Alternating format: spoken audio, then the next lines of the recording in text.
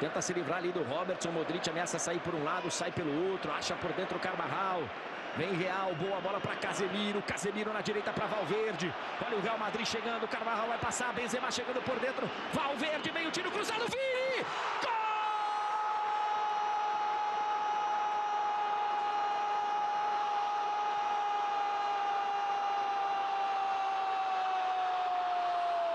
Vini Júnior! Vini Malvadeza! Vinícius Júnior pro Real Madrid! Aproveitando o chute cruzado! Bom dia, boa tarde, boa noite, você que está acompanhando mais um episódio aqui do Futebola Podcast. Meu nome é Gabriel Franco e hoje estou aqui trajando a camisa da Inglaterra, camisa da Copa de 2014, Copa que a Inglaterra ficou em último do grupo, perdendo inclusive da Costa Rica, que se classificou naquela Copa. Costa Rica e Uruguai passaram no grupo da Inglaterra, a Inglaterra ficou último com um ponto, decepção, uma decepção para a Inglaterra, aparentemente é normal, entraremos nesse ponto, mas antes se inscreva aqui no canal, acompanhe a gente, comente o que mais você quer ver e vamos para mais uma semana de futebol europeu e nacional no Futebola Podcast. Diga, diretor.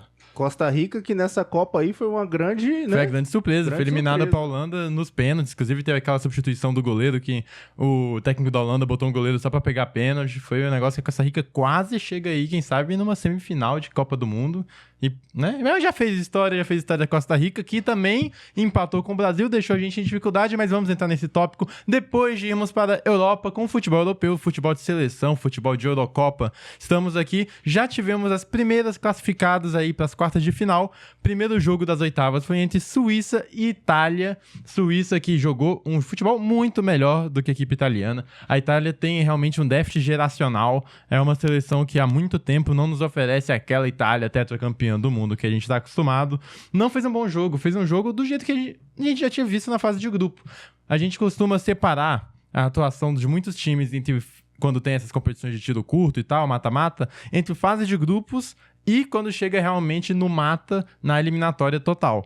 Porque entram com outra mentalidade, tem tempo para revisar seu futebol, tem tempo para mudar de estratégia, mas a Itália não fez isso. A Itália, se a gente for destacar pontos positivos dessa Eurocopa, a gente teve o Calafiori, que já jogando pelo Bolonha, inclusive do Thiago Motta, já foi um cara que fez muita diferença no campeonato italiano e agora se mostrou pro mundo, se valorizou. Temos o Barella, que é outro cara também, agora jogador da Inter de Milão.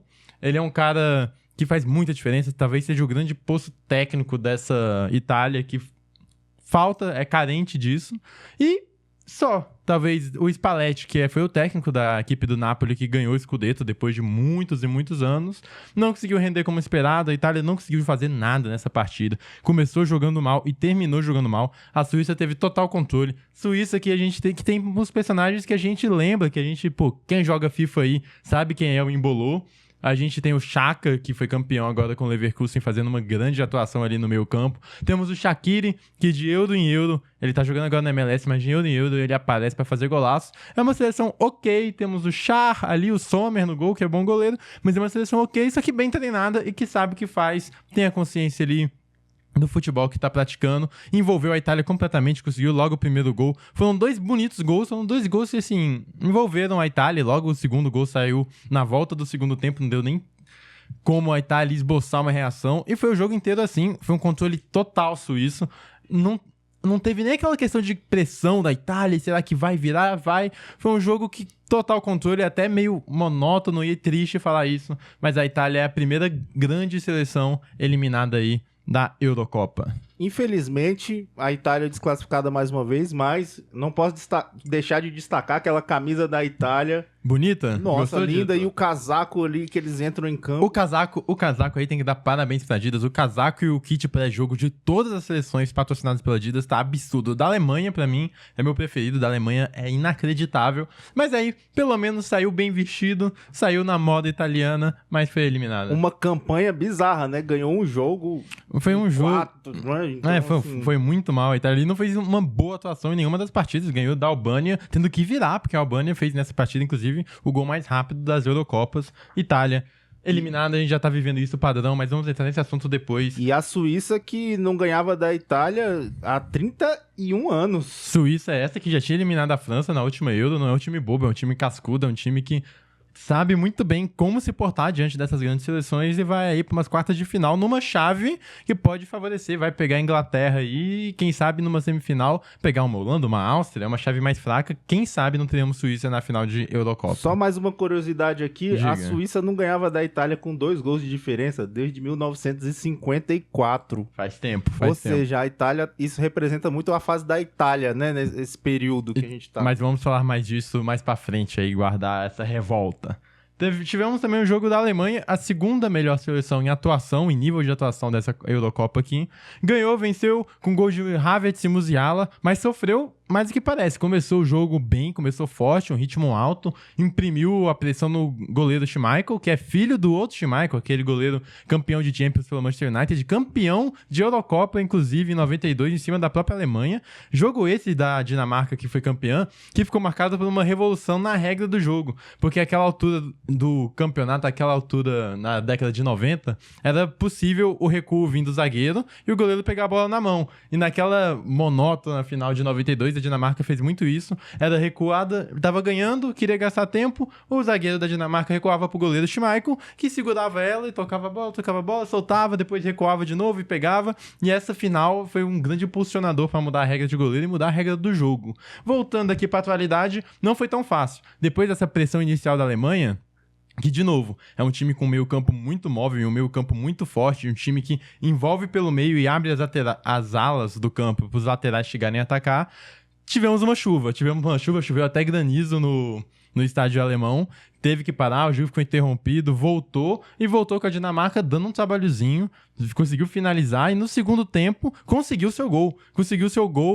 O Andersen da Dinamarca estava meio centímetro impedido, mas a regra do impedimento é clara, não tem interpretação no impedimento, não tem meio impedido, ele tá ou não tá, estava, o gol foi anulado e o mesmo Andersen depois chegou 2 minutos depois, cruzamento na área, mão na bola, pênalti, o Havertz, e o palmeirense sabe muito bem que o Havertz ali na marca da cal, ele finaliza, bateu muito bem no cantinho. O Schmeichel pulou bem, quase pega, mas foi uma cobrança impecável. Abriu o placar, fez 1-0. E depois de abrir o placar, ficou muito complicado para a Dinamarca tentar resolver, tentar mudar. A Alemanha se fez conta do jogo. E o Schlotterbeck, que não é titular, entrou no lugar do Tah para essa partida.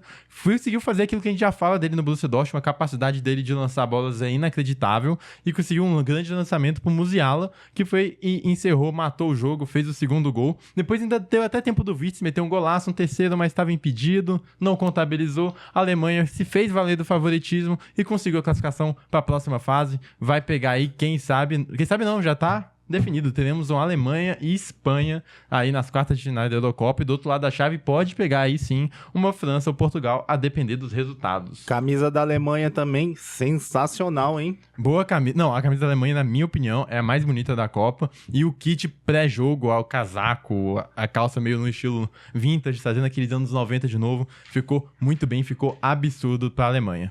Tivemos aí, vamos falar da grande decepção. A grande decepção em jogo jogado, porque por mais que a Itália seja uma decepção por cair cedo, não tem um grande elenco, a gente sabe muito bem das dificuldades que tem o time italiano, o elenco italiano, mas diferentemente disso, a gente tem a Inglaterra, que é potência, é a Premier League, é o campeonato nacional mais valioso do mundo e é o melhor campeonato nacional do mundo, grandes estrelas, grandes atuações, não sei o que, mas quando juntam os ingleses na mão do técnico Southgate, não consegue jogar bem.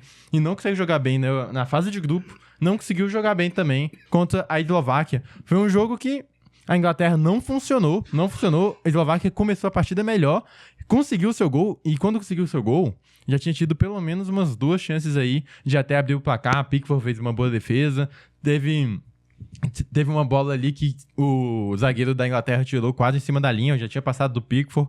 E aí, depois, na terceira chance, numa pressão da Eslováquia, roubada de bola, lançamento, casquinha do jogador da Eslováquia para as costas e gol, 1-0. E a partir daí, a Inglaterra tentou esboçar uma pressão. A Eslováquia diminuiu o ritmo, parou de marcar tão na frente, fechou a casinha. E a Inglaterra simplesmente não conseguia criar.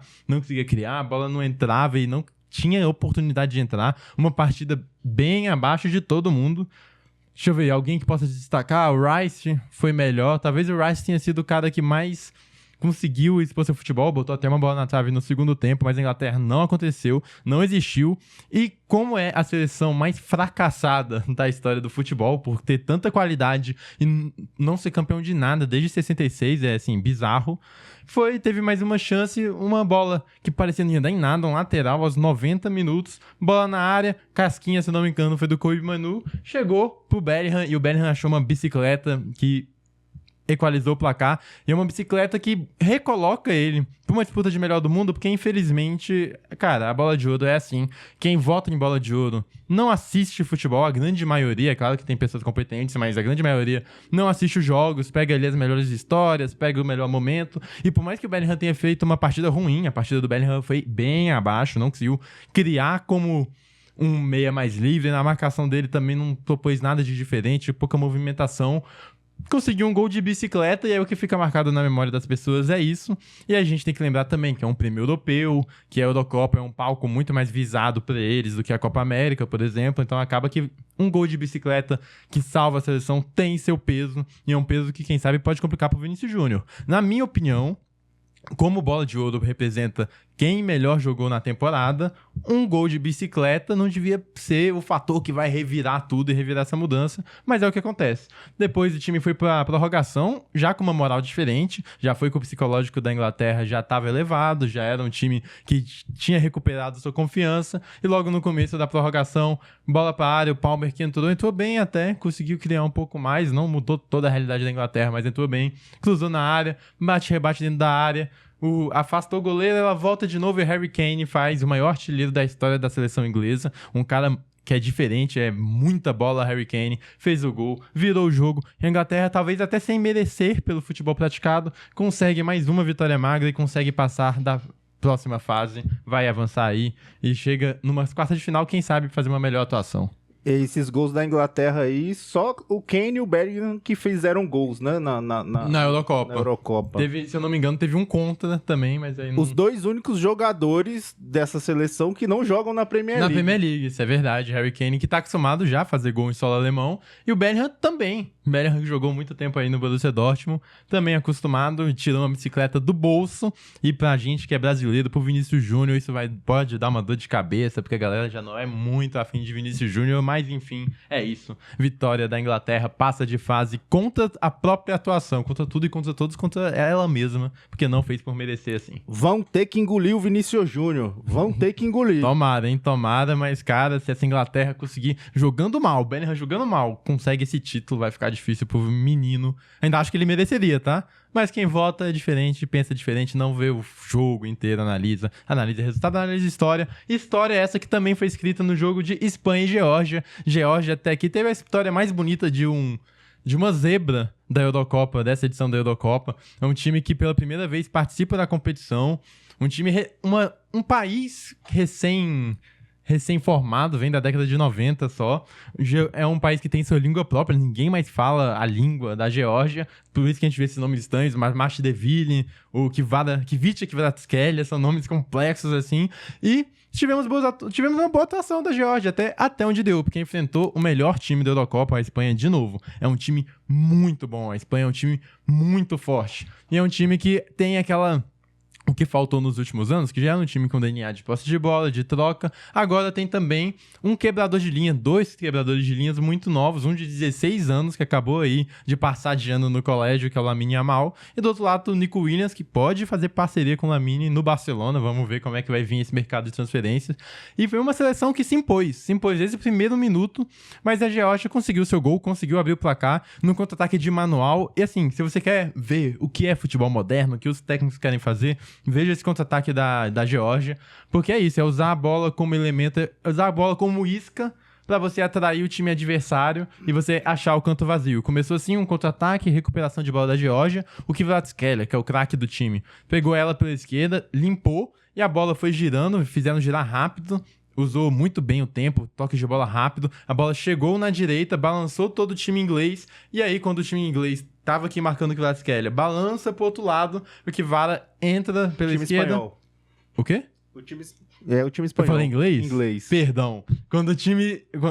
É, isso aí mesmo. Quando o time espanhol, ele balança, porque a bola tava com o Kvaratskhelia na esquerda, vira o jogo pro outro lado. Quando o time espanhol balança, ele acha de novo que Kvara entrando pelo segundo pau, cruzamento, e aí o Lenormand tenta impedir, faz um gol contra que continua sendo o artilheiro da Eurocopa, gol da Geórgia, gol de futebol. Você quer dar uma olhada nesse gol, analisa ele, o jeito que a Geórgia busca o espaço e faz a bola atrair o time adversário para achar o canto vazio, é muito legal. Mas dito tudo isso, não foi suficiente. A Espanha jogou o que sabe. E outro negócio legal também que a gente pode observar, observe o primeiro gol da Espanha, que acontece muito hoje em dia no futebol mundial e acontece também com a Alemanha, que faz muito isso, que nesse mesmo balanço, de pegar a bola de um lado, girar pro outro e fazer o time adversário balançar, com Lamine Yamal e Nico Williams bem abertos, esse time costuma ter muita preocupação nas alas, muita preocupação nos lados do campo. A Geórgia tenta marcar e aí espera-se o momento certinho pro meio campo da Espanha.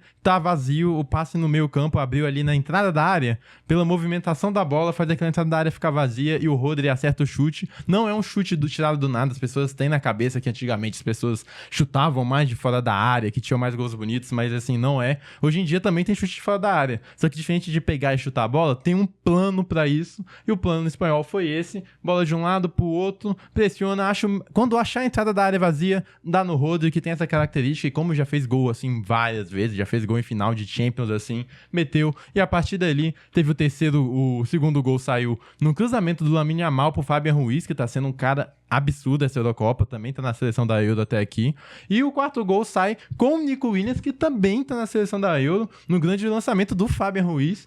A Geórgia tava pressionando, a Espanha rouba, ativa o Nico Williams, faz o drible e depois bate um chutaço, e depois o Dani Olmo, que também é um craque, ele é o mago Dani Olmo, pô, o jeito que ele trata a bola é muito bonito, ele mata, faz o quarto gol, limpando o zagueiro e batendo no cantinho, comemora do relógio. Espanha, até agora, a melhor seleção da Eurocopa até aqui, grandes atuações, vem jogando muito. E a gente tem que... Diga, diretor. Espanha e Alemanha, hein, nas quartas de finais. Cara, esse jogo aí... As duas melhores equipes. E as camisas mais bonitas, na minha opinião também. Talvez seja. Eu colocaria da Alemanha e da Bélgica, vermelha da Bélgica, mas a Espanha seria a terceira. E, falando desse jogo um pouquinho mais, é um jogo que todo mundo tá esperando, é um jogo que, na minha opinião, tem grande potencial de render gols. É claro que a Espanha, ela é um pouquinho favorita, pelo que eu falei, é a melhor seleção da Europa hoje em dia. É muita bola que vem jogando a seleção da Espanha, dominando tudo que quer fazer, tá conseguindo pôr em prática e fazendo gols. Cara, dominância. E a Alemanha é a segunda melhor, por isso tem um favoritismo da Espanha. Só que tem aquela questão: a Alemanha joga em casa e a Espanha, os quebradores de linha da Espanha, os caras decisivos da Espanha, são dois garotos. E como qualquer jovem é normal oscilar, vai que a oscilação acontece nesse dia, no dia do jogo. E se eles acabarem oscilando os dois contra a Alemanha, a Espanha perde muito poder de fogo e pode estar aí o segredo alemão de vencer a partida. Por outro lado, o segredo espanhol tá na questão que a Alemanha trabalha muito bem o meio campo, é muito forte, mas tem uma grande dificuldade para fazer a transição defensiva, que é o quê? Quando perde a bola, tem que correr para trás. Essa corrida para trás da Alemanha é muito fraca ainda, lenta, meio desorganizada, e pega uma Espanha que tem Lamine Yamal e Nico Williams, duas balas na frente, e o Morata, que é o terceiro maior artilheiro da história da Eurocopa, para finalizar. É um contra-ataque muito rápido e daí pode gerar muita dificuldade para a equipe alemã. Por isso eu prevejo uma boa partida com boa quantidade de gols. Pode ter essa expectativa de termos gols. E cara, admito, pelo futebol jogado, estou torcendo um pouco mais para a Espanha, mas pela Alemanha ser um time mais cascudo, mais maduro, acho que talvez dê a Alemanha. Vai ser, cara, ótimo confronto, é melhor agora da Euro. Bate a mão na mesa e fala quem vai ganhar aí, na sua opinião. Um palpitômetro aqui, rápido. Então, mas é porque... Cara, eu ainda não... Bate na mesa e fala quem vai ganhar. Racionalmente, a Espanha ganha porque tem um futebol melhor e tem mais condições de atacar a fragilidade da Alemanha. Mas a Alemanha tá em casa e é mais madura. Então, pelo feeling, a Alemanha vai levar isso aí, mas estou torcendo pra Espanha. Agora iremos com América do Sul, América do Norte, América Central, a nossa Copa América aqui mais próximo da gente, que afeta mais do brasileiro, ou deveria afetar. Tivemos o confronto Tivemos aqui Argentina e Peru, mas antes falar um pouquinho de Argentina e Chile também, porque acabou que a gente não abordou no programa passado, porque foi gravado aí nesse meio tempo, entre esse programa e o passado, a gente teve 2 jogos da Argentina, contra o Chile, um jogo que, outra boa atuação do Messi, Messi jogou muito, como costuma jogar, né? O argentino fez grande atuação, mas a Argentina não é aquele time, de novo, que eu falei que a Espanha é, por exemplo, ou que a Alemanha é, que joga um futebol envolvente. A Argentina é melhor tecnicamente que seus adversários, sabe o que fazer, mas não coloca o adversário na roda, não engole o jogo, não é uma intensidade gigante. E sofreu contra o Chile, sofreu um Chile que se fechou bem, Chile carrasco da Argentina, carrasco, né? Porque se você pegar o histórico, a Argentina venceu muito mais do Chile, porém nas 2 últimas Copa Américas aí que tiveram combate entre os dois, deu 2 vitórias do Chile. Conseguiu o gol no finzinho, num escanteio, a bola bateu, bate-rebate na área, gol da Argentina, gol de Lautaro, e a gente vai falar muito de Lautaro, porque fez os 2 gols da vitória contra o Peru. Nesse jogo, o Messi foi poupado, e quando a Argentina perde o Messi, é claro que perde muito da criação, muito da magia, muito do jogo argentino que é em volta do Messi. Ele não jogou porque tá aí, não tá 100% fisicamente, é até dúvida pra próxima fase, mas vamos falar de Lautaro, porque Lautaro é um cara que... Eu ia falar até torcida brasileira, mas vamos dizer assim, torcedor que acompanha mais Copas do Mundo e não talvez o futebol europeu com tanta frequência, muita gente encara o Lautaro como bagre, porque ele fez uma Copa do Mundo abaixo realmente, ele perdeu muitos gols, não fez uma boa Copa, só que ele é o melhor jogador do campeonato italiano, ele é artilheiro do campeonato italiano aí, que foi campeão com a Inter. Ele é da Inter de Milão? Inter de Milão. Inter de Milão, artilheiro, campeão, melhor jogador. Cara, ele vem de uma temporada muito boa. E na Argentina ele vem muito bem, não à toa. Ele é o artilheiro da Copa América aí com 4 gols em 3 jogos. O Lautaro Martínez, muito bom. Perde gol? Às vezes perde, mas ele é uma potência física muito boa. E quem não lembra da Libertadores que ele fez aqui contra o Cruzeiro, ele pegou num grupo, quando ele era do Racing, pegou um grupo com Vasco e Cruzeiro e amassou os dois, jogou muita bola. Grupo molezinha, né? Vasco e Cruzeiro. Hoje em dia aí que a gente vê o que aconteceu. Mas enfim, o Lautaro Martínez é um cara muito bom. E até quando a gente pensa em Copa do Mundo, foi uma Copa baixa? Foi. Mas ele entrou pra bater o pênalti decisivo contra a Holanda e fez. Quando ele entrou, ele fez o que se pediu, perdeu o gol. Perdeu. Mas a Argentina foi campeã e tudo mais, a gente tem que elevar um pouco mais esse cara, porque é um cara muito forte, com uma potência muito boa, com uma finalização boa. Lautaro Martínez a gente não pode menosprezar. E aqui a gente teve também o confronto do Uruguai 5-0 na Bolívia. O Uruguai, que na minha opinião é a melhor seleção da Copa América até agora, meteu 5 gols, uma facilidade muito fácil. É claro que a Bolívia, fora da altitude, não é tudo isso, não é grandes coisas, mas a gente já viu a dificuldade que às vezes é você pegar uma seleção pequena e emendar de gol. E o Uruguai conseguiu muito fácil. O De La Cruz entrou de titular dessa vez, o Arrascaeta ficou no banco e foi o cara do jogo. O De La Cruz dominou tudo. Ele é um cara que ele tem a criatividade, ele tem um bom passe, mas ao mesmo tempo ele tem a intensidade na marcação. Ele tem o preenchimento de campo. Ele é um cara que faz tudo. Ele é uma peça-chave em qualquer elenco, né? No elenco do Flamengo, principalmente, que tá sofrendo muito sem ele. E no elenco do Uruguai, muito acima da média, como é também Darwin Núñez, que fez uma ótima atuação aí, meteu gol. Ele é fazedor de gol, ele é muito bom. Outro jogador que as pessoas encaram como bagre é ótimo. A gente tem o Valverde, que é muito forte fisicamente, muita intensidade, fez o gol também. É a melhor seleção até agora, treinado pelo louco Bielsa, que é um bom treinador, um revolucionário do jogo. Fez uma boa atuação, 5-0 na Bolívia, tranquilo, vai se classificar aí fácil em primeira colocação do grupo. E olho nesse Uruguai, que tem um futebol bonito, legal de se ver jogar. É um futebol que com muita pegada, muita marcação em cima, como é o louco Bielsa gosta. Marcação forte, time que visa sempre o gol, passes rápidos, muita movimentação. Aí, olho no Uruguai, melhor seleção até aqui, e pode pegar o Brasil, caso o Brasil fique na segunda colocação do grupo, que não é loucura, porque vai enfrentar a Colômbia. Colômbia é essa que também vem fazendo grandes atuações, tá? Colômbia... essa é talvez a melhor Colômbia em muito tempo. Já vem de uma sequência de mais de 10 jogos com vitória. Muito boa. A última derrota foi justamente contra a Argentina, porque a Argentina, né, hoje campeã mundial. Fez um bom jogo, fez 6-0 na Costa Rica. E é aquele jogo que o Brasil teve dificuldade, muita coisa, e não conseguiu sair do zero. A Colômbia conseguiu sair. Conseguiu, principalmente, a gente tem que lembrar também que facilita muito. O primeiro gol saiu num pênalti, e quando sai o primeiro gol é mais fácil deslanchar. Mas isso não é para menosprezar a Colômbia, que fez uma boa atuação. James Rodrigues, Na seleção, ele se entende muito bem.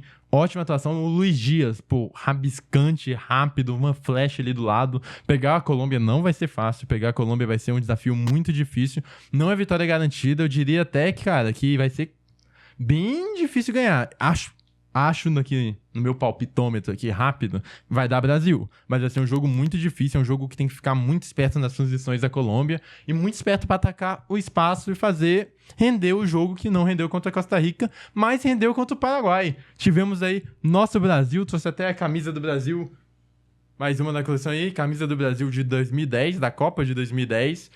Não temos tantas boas memórias com ela, mas já não temos boas memórias em Copas há algum tempo, né? O Brasil fez um 4-1, um jogo que convenceu. A gente ainda tem alguns problemas, mas convenceu bem. O Dorival escalou João Gomes, que... Essa camisa que você trouxe tem quantas estrelas? Tem 5 estrelas. Ah, tá. É porque o Dorival me confunde. Diferente da jaqueta do Dorival, eu entendo que é relançamento, mas põe a quinta estrelinha aí. Costura. Ele chega em casa, costura a quinta estrelinha, Dorival. Costura rapidinho.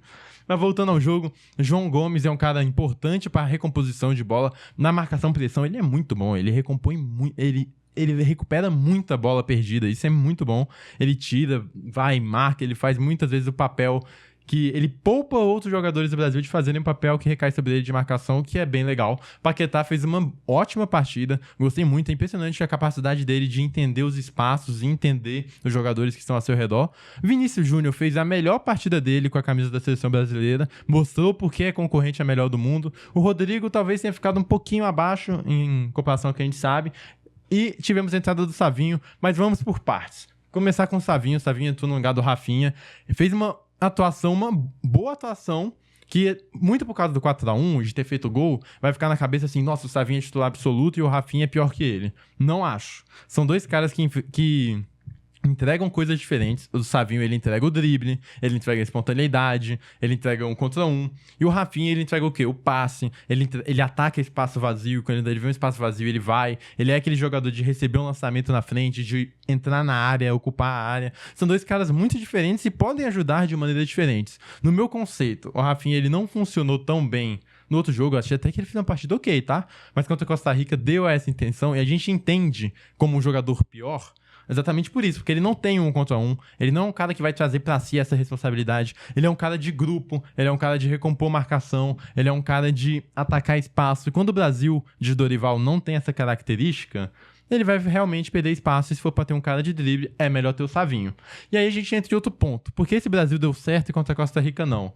Porque tudo é uma questão de tempo e espaço. Parece, né, um papo físico, um papo quântico. Mas não, é tempo e espaço. Porque o tempo, os milissegundos, o segundo que você pega essa bola e demora pra girar de um lado pro outro, voltando naquela que a gente já falou do gol da Geórgia, o tempo que o Brasil demora de pegar uma bola na direita e levar pra esquerda, se esse tempo for lento, a seleção adversária vai se recompor. Ela vai estar marcando aqui, vai dar tempo dela virar pra cá. O Brasil fazendo isso mais rápido, vai pegar 1 contra 1 dos pontas com mais facilidade. E aí a gente tem um Vinícius Júnior que deitou na partida, muito por causa disso, porque é uma seleção que troca passos mais rápido, mas muito porque estava um dia inspirado. E aí a minha crítica a esse trabalho do Dorival até aqui é porque ele é um trabalho muito dependente do 1 contra 1. E não tá errado quando a gente tem um Vinícius Júnior, um dos melhores caras no 1 contra 1 do mundo. Mas quando você depende tanto da habilidade individual e tanto do rabisco e tanto da magia individual, quando não tá num bom dia, as coisas não vão funcionar. Por isso eu acho que tem que ter esse equilíbrio entre uma engrenagem que funciona para dar diversas opções de ataque, 1 contra 1 ali, uma ocupada de espaço do outro lado, uma enfiada, do que propriamente pegar e depender tanto da criatividade dos jogadores, que é claro que é o que o Brasil mais tem, é o DNA do brasileiro isso, que eu acho até que o Dorival tenta recuperar, mas é bom ter mais alternativas, por isso eu não descarto totalmente o Rafinha da seleção, não é esse caso, mas o Brasil conseguiu fazer o que queria, nesse estilo de jogo conseguiu muito bem, de novo, o Vinícius Júnior foi o cara, deu lambreta, deu chapéu, incomodou o adversário, fez 2 gols, um gol, inclusive um gol de marcação, provando que essa seleção... Isso foi um ponto crucial que eu achei que melhorou bastante. Melhorou não, porque contra a Costa Rica já estava bem, mas é um ponto positivo da seleção brasileira, essa recuperação lá em cima, essa marcação em cima, é muito boa. Conseguiu, abriu o placar, fez os 2 gols, o Paquetá ainda teve um pênalti que ele perdeu, mas depois dançou, fez a dancinha do Paquetá. Foi um jogo que trouxe aquela brasilidade de volta pra gente, e é um jogo que a gente faz a gente pensar de novo, enquanto a gente bata no Vinícius Júnior, talvez sem tanta precisão. É claro que ele jogou abaixo, mas, de novo, é um cara que, na minha opinião, foi o segundo melhor jogador do Brasil na Copa do Mundo, participou de quase todos os gols na Copa, é um cara que tá chegando agora pra ter esse protagonismo, já que o Neymar tá lesionado, ele tá disputando o melhor do mundo e tal, bola de ouro. E, pô, ele já é um cara que, por exemplo, tem mais gols em Copa América do que o Ronaldinho e o mesmo número de gols do Ronaldinho em Mundial, em Copas do Mundo. É um cara diferente, não é por uma atuação abaixo ou outra, em uma situação que o contexto já tá conturbado, troca de técnico e a seleção não se acertando, aí ele joga mal, não é pra recair tudo sobre ele, não é pra gente criar vilões, assim como tentou fazer com o Alisson, que fez uma boa partida, fez 2 grandes defesas, foi muito bem o Alisson, mas é aquilo, leva o gol, a galera já xinga, a gente tem que parar de vilanizar um pouco essa seleção brasileira aí, que vai pegar uma Colômbia. Vai ser um bom confronto decisivo na próxima etapa da Copa América. Neymar, como torcedor, eu tô muito feliz com o Neymar ali, com o envolvimento. Então, a gente tem que aplaudir. O Neymar nunca foi um cara que largou a seleção. De novo, da geração dele, inclusive, ele foi o único que não largou. Porque o Oscar acabou largando por N motivos, Nilmar acabou largando, Lucas acabou largando por lesão também, Coutinho acabou largando, foi pro Catar. E o Neymar foi o único que pegou e falou, cara, vou fazer dar certo. Ele foi a única liderança do Brasil por muito tempo, e agora ele lesionado, de férias, que a temporada ali já acabou, ele continua indo em jogos, ele viaja com a seleção, ele tá presente em todos os jogos, ele vibra, ele tá lá de torcedor mesmo. É um cara que não abandonou a seleção brasileira, a gente tem que dar essa colher de chá pro Neymar, mesmo com tantos erros. A ligação dele com o Brasil é muito forte, é o nosso maior artilheiro, a gente tem que começar a dar um pouco mais de relevância e importância pro Neymar. E com isso, acabamos o futebol de seleções e vamos para o Brasileirão.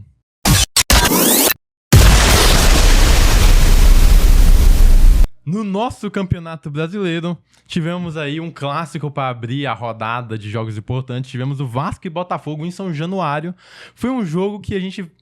Se eu puder destacar alguma coisa, é de novo aquilo que eu já tinha dito. O time do Vasco com um meio mais combativo, com o Hugo Moura, por mais que a gente questione aí a qualidade técnica do Hugo Moura, quando é um meio mais combativo, ele dificulta o adversário e ele dá pro Vasco a característica que o Vasco tem que ter hoje. Como não é um time pronto, é um time com deficiência, é um time que sofre muito, o Vasco tem que ser pelo menos competitivo. E para ser competitivo, tem que ser um time que combate. E com o Hugo Moura, com um meio mais físico, combateu bem. O Vasco, por mais que não teve tanto repertório tático e técnico quanto a gente espera de um time que esteja evoluindo, pelo menos teve a competitividade. Em outros tempos o Vasco leva um gol e larga, a gente já viu com o São Paulo, que já é um time que teve poder de reação, é um time que não largou o osso, e pelo menos entregar isso em campo já dá uma competitividade no jogo, que é importante para conseguir um pontinho ali, uma vitória aqui, e se reconectar com o torcedor que pelo menos vê um esforço ali, vê que o time tá unido por uma causa.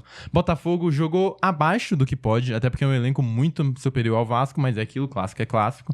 Jogou abaixo do que pode, o Botafogo aí do nosso Welber, nosso amigo aqui que acompanha sempre os episódios do futebol, um salve pro Welber. Botafogo jogou um pouco abaixo, foi um jogo monótono, com muitas faltas, tivemos aí umas críticas de arbitragem, uns lances polêmicos, mas vamos focar apenas ao jogo. O Botafogo ainda conseguiu o gol com Bastos de cabeça, mas voltando o Vasco conseguiu um empate. O Vasco conseguiu um empate na jogada do Vasco, porque o Vasco hoje em dia, ele tem essa jogada, que é o cruzamento vindo da esquerda para a cabeça do Verratti. Não à toa, o Verratti é o jogador que mais finaliza no Campeonato Brasileiro e é o jogador com mais cabeceios no Campeonato Brasileiro, com mais que o dobro de cabeçadas do que o segundo lugar, porque essa é a jogada do Vasco. Só que pelo menos nessa jogada o Vasco tem um especialista, que é o Verratti, em cabecear pro fundo do gol, e ele fez o gol, fez a alegria do torcedor vascaíno, que cada pontinho é essencial, ainda mais São Januário. Botafogo jogou um pouco abaixo, mas é claro, tem as lesões, não é o time completo, tem aí o Almada chegando, tem aí os reforços de meio de ano,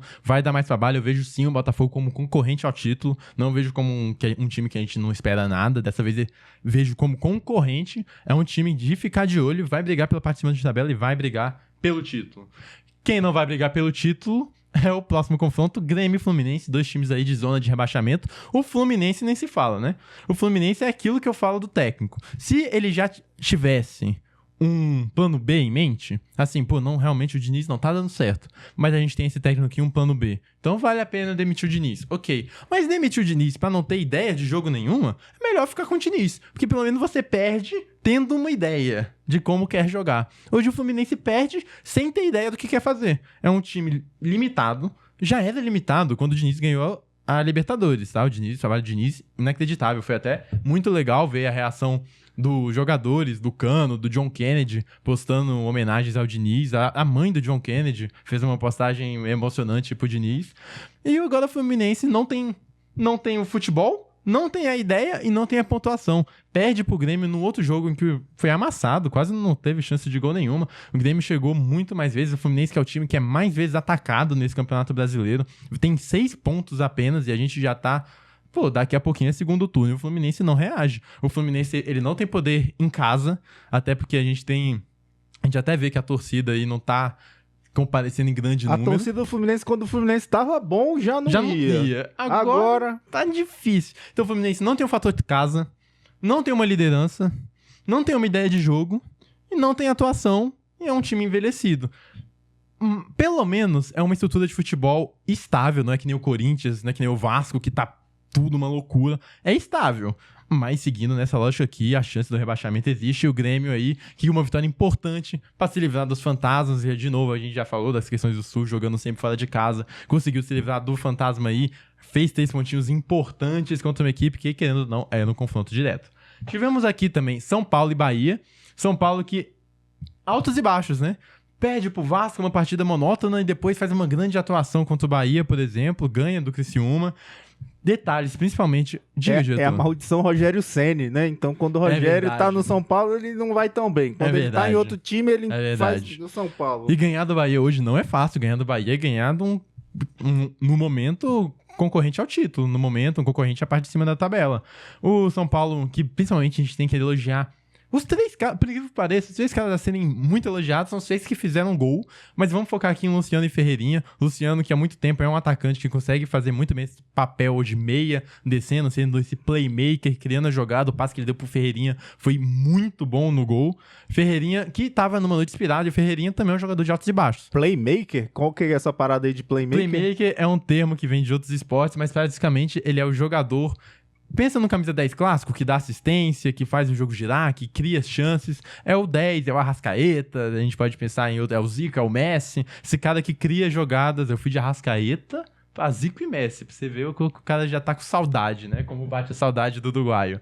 Enfim, esse cara que cria jogadas. E o Luciano conseguiu fazer essa função, consegue fazer essa função, vem jogando muito bem. Ferreirinha é um cara de altos e baixos. Quando ele tá inspirado, o drible entra, ele desconcerta, ele quebra a linha. Quando ele tá mal, perde muitas bolas, mas ele tava bem. Foi muito, muito, muito bem. Caleri, que quase fez um golaço, poderia ser o 4º do São Paulo, um chute no ângulo, mas estava impedido. São Paulo se reencontrando aí com o Zubeldia. É um time que eu tenho dificuldades ainda de colocar. Pô, esse São Paulo, ele é postulante a G4? Ele vai avançar até onde? Porque joga mal, joga bem... Joga mal, joga bem. É um time que... Esse aí, pô, Rafael foi convocado para 3º goleiro da seleção brasileira. E agora o São Paulo tá com o Jandrei, que tá sendo muito criticado. Na minha opinião, falhou no gol do Bahia. Já tinha falhado contra o Criciúma. A torcida tá na bronca com o Jandrei, louco pro Rafael de volta, que tá lá no banco da Copa América, mas faz parte. São o ônus da gente ter a CBF, que faz um planejamento de calendário que não respeita a data FIFA. Também tivemos o Flamengo e Cruzeiro. O Flamengo que tá sobrevivendo à Copa América. O time tá esfacelado. Tá jogando com os laterais reservas, com o meio campo da base, com o Léo Ortiz de volante, que a gente descobriu essa posição do Léo Ortiz. E tá ganhando.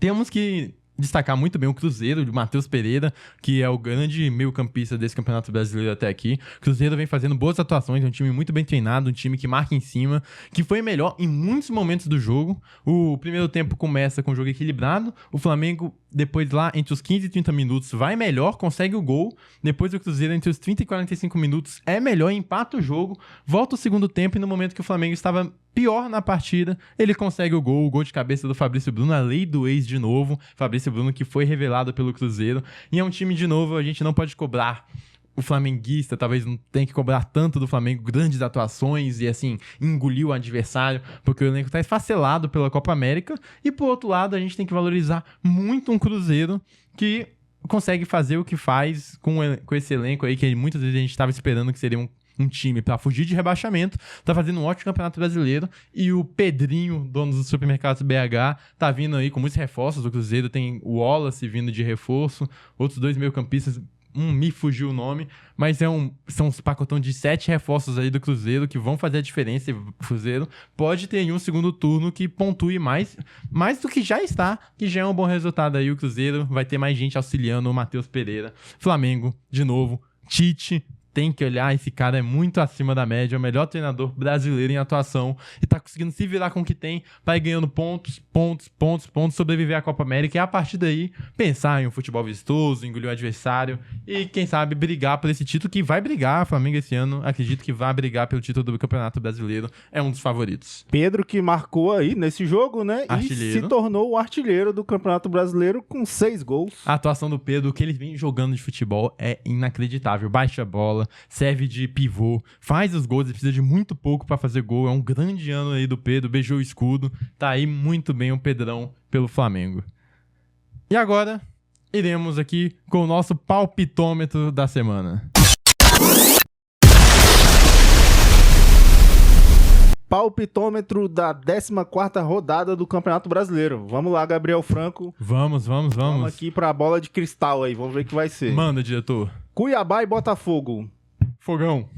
Vasco da Gama e Fortaleza. Jogo difícil.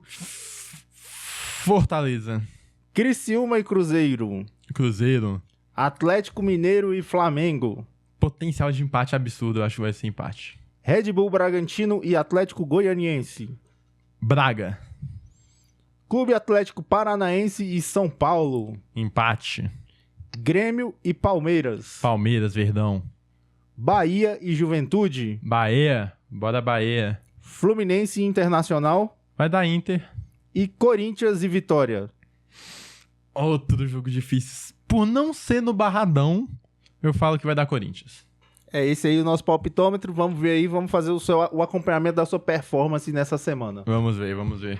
Agora é aquele momento que você, como um bom inglês, pega seu fish and chips, suas batatas fritas aí e peixe, senta pra ver seu jogo europeu, porque você é um cara elegante, eu vou assistir minha Euro, se estressa com uma seleção que não é a sua, começa a ficar maluco, começa a não entender pra onde eu vou, onde eu assisto, onde eu vejo o jogo, você vê sua seleção jogando abaixo, já começa a te irritar, mas você lembra que você é brasileiro e não tem nada que tá vendo a Eurocopa e se sentindo pro europeu, tu é Brasil, o Brasil mete 4, tu fica feliz e aí tu lembra que tem algum europeu maluco e esse tá maluco vai pro europeu italiano, que está louco, que não tá compreendendo o que tá acontecendo, porque se ele se classificar para a próxima Copa do Mundo, vai ser a primeira Copa da Itália em 12 anos. Vai ser a primeira Copa em 12 anos. E aí quando a gente pensa, caramba, a última Copa da Itália foi em 2014, caiu pra quem? Caiu pra Costa Rica. A última Copa da Itália ainda conseguiu cair pra Costa Rica. Cara, é pra ficar louca, uma seleção tetracampeã,